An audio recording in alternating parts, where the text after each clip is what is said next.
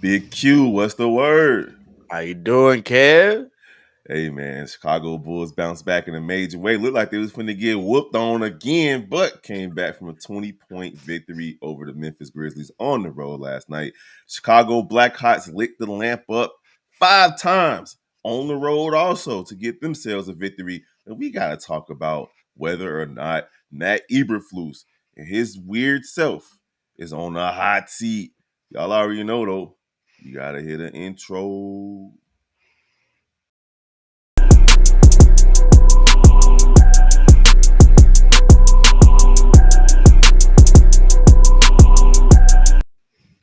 Good morning, NBA. What Chicago sports fans? We got so many channels. I be getting tongue twisted. Q. But Chicago Uh, fans, welcome to another episode of Chi-Town Sports Central. It's your boy Big Head. We got Q in the building. We got a couple things to talk about. We'll lead with the Chicago Bulls. Last night they went into Memphis. Memphis didn't have John Morant. We're not gonna get into all of that. Memphis took off on the Bulls, bro. They were to the tune of 20 points, 22 points, I think was the biggest lead. Then the bench came in the third quarter, weathered the storm. Then the starters came back in and took over. The Chicago Bulls walk away with a 126 to 1. Man, why did this appear? 126 to 123 victory. How we feeling about last night's game? Feeling good. This is what you want to see from your team, right? You go in. I don't expect the Bulls to win every game. I just want you to show heart and act like you care about playing this game. And that's what we saw. We saw a team in the first half. They looked like the Bulls we know. They looked terrible. They were making mistakes. They weren't playing defense. People chucking up shots that they probably shouldn't take. But in that second half, for once, Billy Donovan made adjustments. He wasn't chewing gum this game. He decided to make a difference. And they turned it around. I mean, it was a great game. I gotta say though, I'm loving Vooch right now. Mm-hmm. Vooch Mm-hmm. is Orlando Vooch right now. Mm-hmm. But I will caveat this in one thing. I do have a problem with the top two shooters on our team being Jalen Smith and Vooch.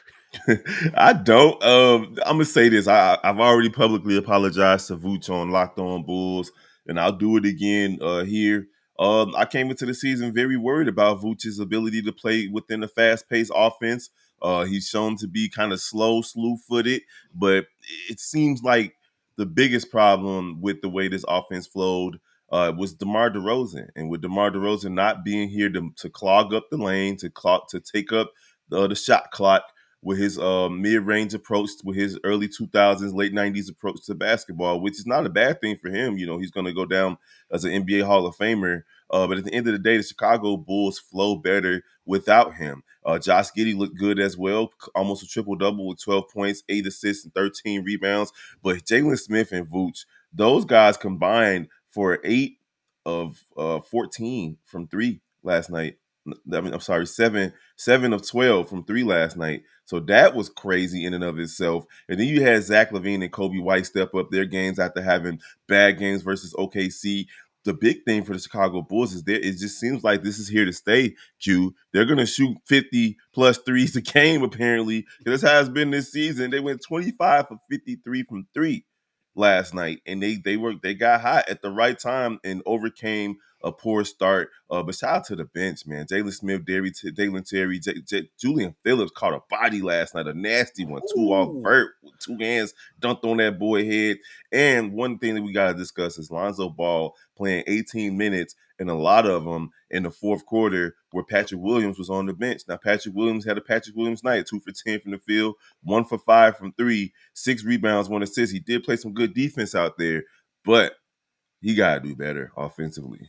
He does. But I will say, as much as I love to come after Pat, I got to be 100%. He looks a little bit more aggressive, and that's at least the upside, right? Pat's taken some shots this year that he probably doesn't take the last 2 years. So to see him forcing up, getting up 10 shots, taking some shots when he probably doesn't really have it, but he just wants to see if he can make it, that's a step forward. I hope we continue to see it this year. But I'm at a point now where I'm starting to think I want to see him be aggressive, but maybe he got to be aggressive off the bench. Yeah, because it's just not looking good for my man right now. He's just too up and down. He got the contract extension, so people are expecting him to play a little better. But he gets a pass for last night, because again he did play good defense. He's starting to grab rebounds again. We're not having a 2 rebound night from him, 3 rebound night. 6 rebounds is pretty solid. He did play 25 minutes, so they did kind of allow Io to come in and Dalen Terry and Jalen Smith, even though Jalen Smith only played 12 minutes. Jalen Smith is giving you those Andre Drummond type numbers when he would come in and only give you 12 to 20 minutes in a game and still give you a double double. That guy is very efficient. He's doing much better than I thought that he would do. Q, like for real, I didn't see him doing this in Indiana. Whenever we played against them, he wasn't hitting 3 and 4 threes. Now he did miss a few free throws, but that's just gonna come with a big man. I always find that confusing. Like, how can he shoot threes but can't shoot free throws? I think it's just a mental thing, but I mean, it's the truth. Jalen Smith has been the pickup of the offseason. Like the way he shoots with confidence, like, and he's not just hitting the shot, like he's draining these 3-point shots. Like no rim, all net, no hesitation. Like he's what we want Vooch to be. hmm And that's what Vooch has been so far this season. Now we're not gonna have no Vooch slander right now, based on these first 4 games. Vooch may have been doing his thing. And another person we saw break out yesterday was somebody that we called to put to task. To break out last night, but we talked about him yesterday morning in Ayo Dosunmu. My man had 10 points, 8 rebounds, and 4 assists off in 27 minutes off the bench, and he did hit 2 of his 3 pointers. That's 50% on the night. We hope that he can get it going so that he can be back to regular Io, because he was struggling to start the season. Yeah, and he also had the most important play in the entire game. Getting that offensive rebound and passing it to Giddey was the most important play of this game. And that hmm goes to show you because honestly, I don't think Patrick Williams gets that rebound. Yeah, He doesn't fight for it. no, he doesn't. Like, can And we talk about that? We have Giddy grabbed a bunch of J- big our rebounds. three guards, our three guards combined for 22 rebounds. And Giddy, 4 of those rebounds, Giddy got late in the fourth quarter. Like every time Memphis missed, Giddy was the one grabbing the rebound. Like he did Yep. miss 2 big free throws. He did have some defensive lapses that he got to work on, those types of things. Like you can't be getting backdoored, at the end of the game, bro. You got to be locked in. But hey, I'm not mad at Billy Donovan's late rotations, fourth quarter rotations, because it was really why the Bulls won the game. Zach LaVine went off for 30 points. And that's not, listen, I've been telling people all off season that the Bulls are going to be fun bad, and that's just what they are. They're a bad team Yep. that you have fun watching, because it's just what it's going to be all season long. And Zach LaVine is part of the reason for that, because we know that he's capable of scoring the basketball, but we also know that he's capable of having a high number of turnovers on any given night. And last night, the Chicago Bulls took care of the ball to the tune of only having 9 turnovers after having 26 turnovers versus the Oklahoma City Thunder. So it's proven that the formula is, because they're playing at a faster pace, so it's going to lead to more turnovers, but it shouldn't lead to 26 turnovers. But when they don't turn the ball over, the Chicago Bulls are going to be in dogfights every night. Kev, let me ask you this. Because the way the Bulls are playing right now is kind of how I've asked them to play, right? You're not going to win a lot of games, but be in every game. Play consistent. Let the young people learn how to win, learn how to be in these situations, kind of like OKC did. Would you rather the Bulls get a top 10 pick this year, or our young players take a significant step? We may become close to the playoffs, and we trade Patrick Williams because a star sees what we do and decides that they want to come here. I've said this before. The only thing that I want from the Bulls is if they're going to be truly competitive, like if they surprise the world, shock the world, and find themselves in a playoff spot slash play in spot, well, top 10 pick be damned. I'm not a tanking type of guy. That's just how I am.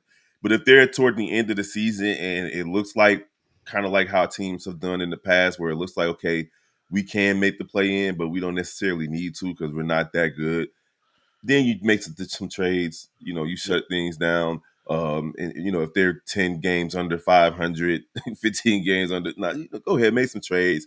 Go ahead and get ready for keeping this pick. So that's how I want to see it. I want to see what they look like, man. I said after 15 games they were going to be 7-8 or 8-7, and we'll see how they look after 30 games to make that type of calculation, because they can use a Cooper Flag or Ace Bailey out here. And speaking of rookies, Matas Bazelis hasn't really been getting much tick, and people are Yep. probably wondering why that is. But the main reason that's taking place is because of Io, because of Julian Phillips, because of Dalen Terry. Now, let's not forget that but Billy Donovan doesn't really play his rookies much. Yep. We've seen Io was kind of thrust out there because of injuries. Julian Phillips didn't really play much on the big roster last year. He had to work his way up through the G League, and they already said in the preseason that you're going to see Montes Buzelis get some G League run as well. That's where you're gonna see that man develop. Right now, he's getting used to the travel, used to the game day prep and things of that nature. But he's not really going to play much because he got to earn minutes in front of those guys who have already earned minutes. Yeah, I mean, and that's what's to be expected. He's a rookie, right? It's the same thing with the Bears and how people are talking about Caleb. Like he's a rookie. Don't expect a Super Bowl or NBA championship from your rookie. That's not what you get, right? I will say my only issue with Modest is I feel like, and I'm gonna be making a video on this on my channel. I feel like he's becoming the new Lowry. Hmm. Like the Bulls watch this man bring the ball up the court, cut, back cut, move without the ball. And it seems like whenever Billy gets a center or a power forward who can shoot, he's like, well, why don't you go to that corner? And let's just have you catch and shoot for a little bit and just spread the floor. And I feel like that's going to slow his development down. What you want from Modest is for him to realize I can do this, right? I can score in the league. I can get rebounds in the league. Oh, I can cross over, a superstar player and get a dunk. He's not going to get that if you don't allow him to handle the ball. The 2 times we've seen Modest look good are the 2 times he didn't stand in the corner and shoot. Yeah, and that's gonna come from him as well, earning minutes and Donovan learning his style of play. It's just the reality of it. They're both in this case learning each other. So I'm not too low on Billy Donovan or Matis right now. It's only 4 games into the season, and again, we're gonna see what Matis really has to offer once he's down in the G League, getting regular night to night minutes. All right, so if you guys want to hear anything else about the Chicago Bulls, head on over to Chicago Bulls Central, hosted by Hayes, Bobby C. Dub, Steve, and myself pop in and out. But Hayes does a wonderful job over there. If you're not following already, what you doing?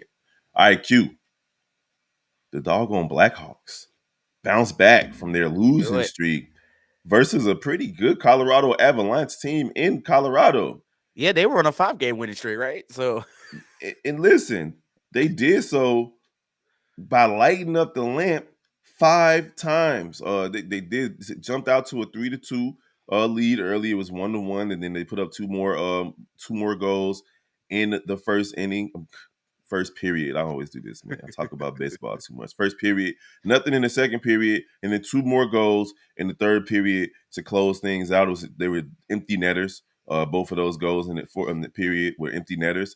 But at the end of the day, that's a big win for the Chicago Blackhawks, who were struggling to this last week or so.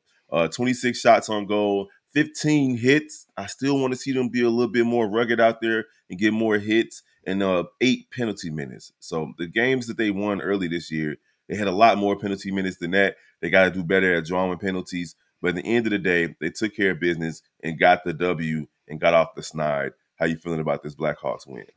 it's a good win. And I mean, it sounds a little repetitive, but that's the goal. Like you want your young teams to learn. And this is one of those games where we're struggling. We're on a losing streak. We're not doing well. You come up against a team who is doing great on a winning streak. They got all the momentum, all of the confidence. And you don't just come out and win, you come out and make a statement. Yeah, and it wasn't just a win. This is the first time they've won in Denver in a couple of years. They were on a 6 game losing streak in Denver, so they broke that streak as well as their personal losing streak. So good for those guys, man. We've been paying a little bit more attention to the Blackhawks because we're watching all the sports teams here now and paying attention to the news for the sake of the channel. And it felt good to see them finally get off the snide. But if you want more in-depth analysis for the Chicago Blackhawks, head on over to Chicago Blackhawks Central, where Skokes is doing his thing, giving you all the information that you need about the squad. Now, the final topic of the day is the Chicago Bears, man. Yesterday we talked a lot about these guys. And today we're not going to spend too much time talking about them because we all know what happened after Sunday afternoon's loss to the Washington Commanders in DC on a crazy Hail Mary play in which you saw so many different things go wrong based on just players positioning. Tyreek Stevenson doing something crazy. And, the refs not calling holding because they wanted to see something happen.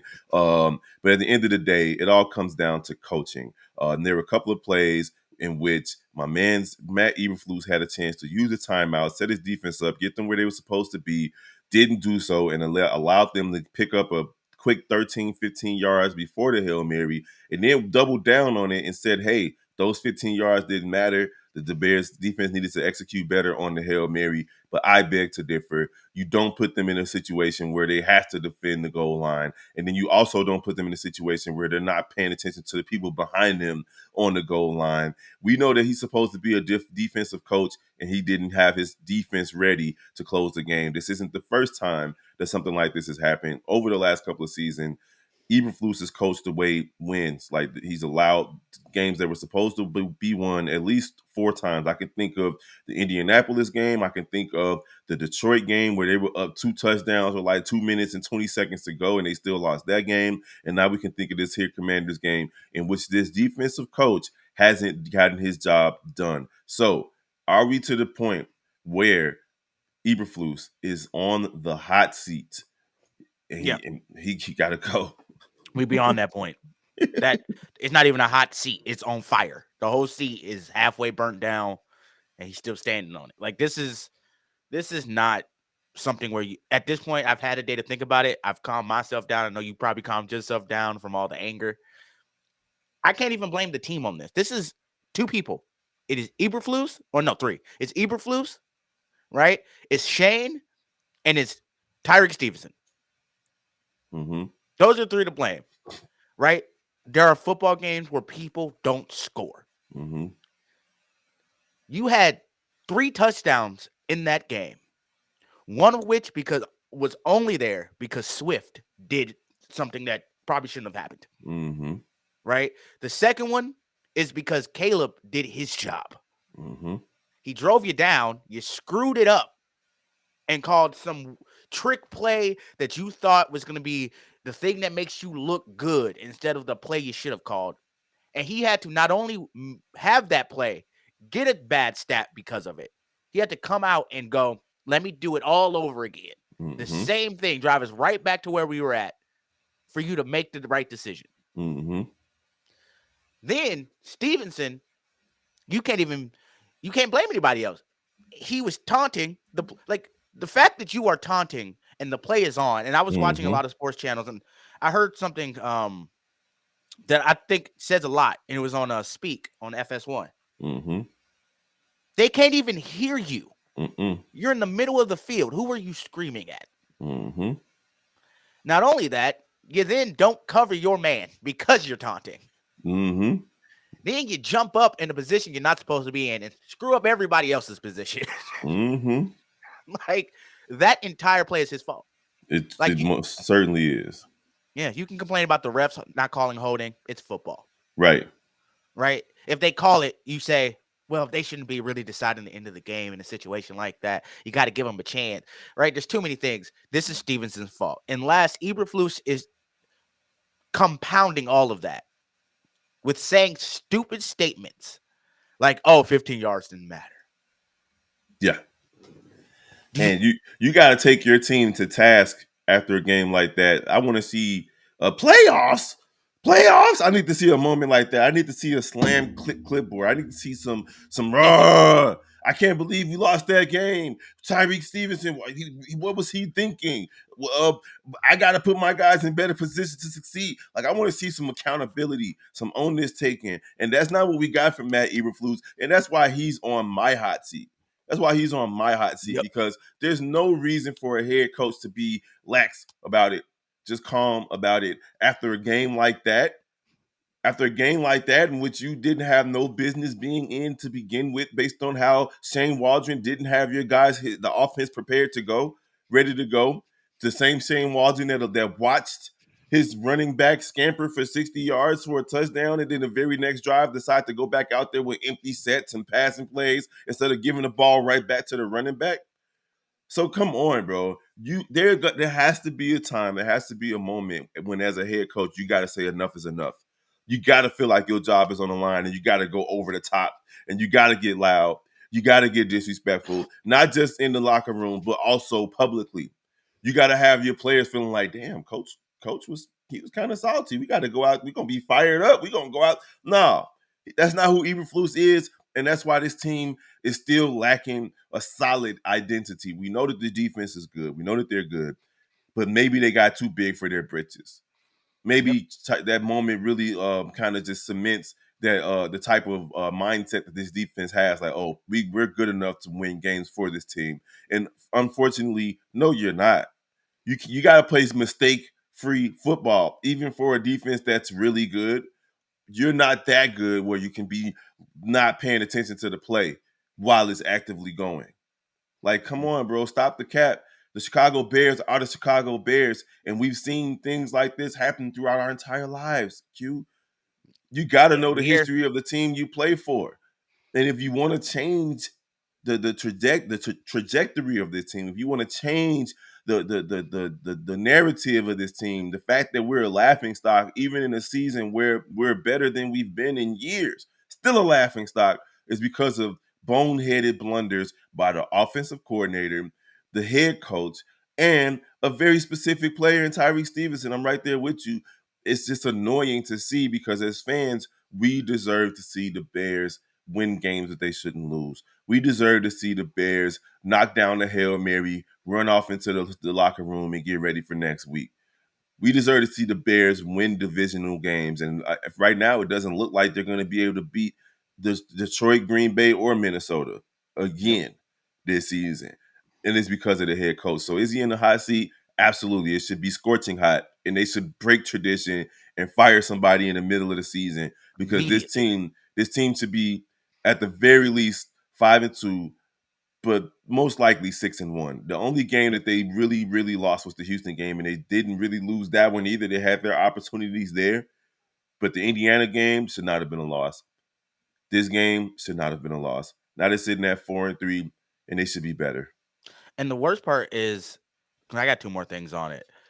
One, Caleb was more pissed off about that end of that game than Eberflus was. Yep, You can physically see the anger of him walking off. Eberflus just looked dumbfounded. yep. Last, the thing I think no one talk about, I'm pretty sure at the start of that play, Caleb has to run over and pull Eberflus off the field. Mm-hmm. Why is your quarterback noticing these things and you're not? How does your quarterback realize you are about to screw the team up yourself Mm-hmm. and has to run over and pull your ass off of the field? So he can't even talk about Stevenson because he was lap-minded too. Yeah, man. So there you have it on the Bears. I'm sure we'll have more to talk about the Chicago Bears tomorrow, injury updates and such and such. But if you want to hear any more in-depth analysis, head on over to Chicago Bears Central, where Hayes, C Dub, and Bobby hold it down. Steve O Speaks and myself pop in as well. And then, of course, the rest of the Chi-Town sports family from NBA Central, Chicago Bulls, Bears, Blackhawks, Sky Central, White Sox and Cubs Central. We got the first episode for the Chicago White Sox Central up and running. Go ahead and hit that, follow that channel, hit like, subscribe, all those good things. Comment on what you think about the Chicago White Sox managerial search. And then, of course, we got NBA Central with Q. We got something decent going on called NBA Central After Hours, man. We up at 1 o'clock in the morning talking about all of the NBA action from the day. So if you're not following NBA Central, what you doing, bro? What's wrong with you? Q, you got anything else? My thing is just comment. Let us know what you're thinking, right? Because I know we're not the only ones pissed off in these videos, right? I know you guys are just as angry, and I see that. So during the videos, make sure you are commenting down there in real time going forward. Let us know if we got an argument you don't agree with, comment it. Or argument that you do agree with, comment. We appreciate all the love and support. We're gonna holler at y'all next time. Peace. Peace.